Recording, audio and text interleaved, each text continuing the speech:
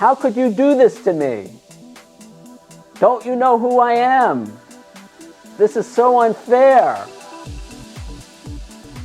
Don't you love me? How could you do this to me? All right, the minute that thought pops into your head, that's ego 101. That's ego land right there. So again, there's nothing wrong with that. But as I said in the audiobook tonight, and you know, we want to find more effective ways of dealing with the challenges in our lives. And for me at least, taking things personally, reacting with anger, whether it's passive-aggressive or aggressive, you know, that has not proved effective. That has not brought me closer to people. That has not resolved conflicts and differences. That has not led to intimacy in my relationships. That has not created trust and mutual satisfaction in my relationships. So all of this is about beginning to do things differently. So it's not personal. And so what other people say and do is always an expression of who they think they are, not who we are. That's why it's never about us. But the same is also true of us, our behavior with, you know, vis-a-vis other people. How I behave towards somebody else is always an expression of who I think I am, not who they are. But in my mind, you know, my mind says, well, I'm doing this because you're a jerk. It's your fault that I feel this way, you know, and, you know, I have all these ideas in my head that says I'm justified in acting or reacting this way. So we want to be aware of that. We want to be conscious of that.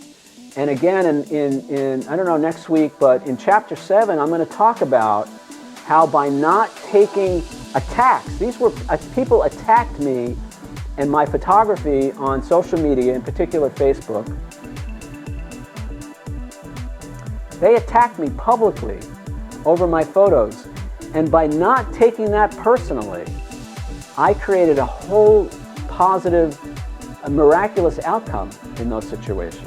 And I've alluded to one before with the way the souvenirs came about, my New York City refrigerator magnets and all the other souvenirs that I have with my photos on them. That came from me not taking an attack against me personally. I actually befriended the person who publicly ridiculed me.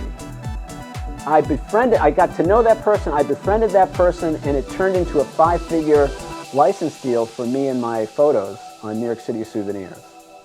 So I know it's possible to have a different reaction, a different outcome, a different experience when I don't react, when I don't take things personally and I don't react with anger, when I don't react with resentment, when I don't, you know, want to hurt somebody and get even with them because of what I think they did to me. I always tell my 14-year-old niece, I said, whenever somebody is saying something mean to you, they're always talking about themselves. It's not about you. And I try to apply that now in my own life. So this is the way not to take things personally. And then we go to the next step. Now the next step is you know, Chapter 7, forgiveness. So we're a few weeks away from that.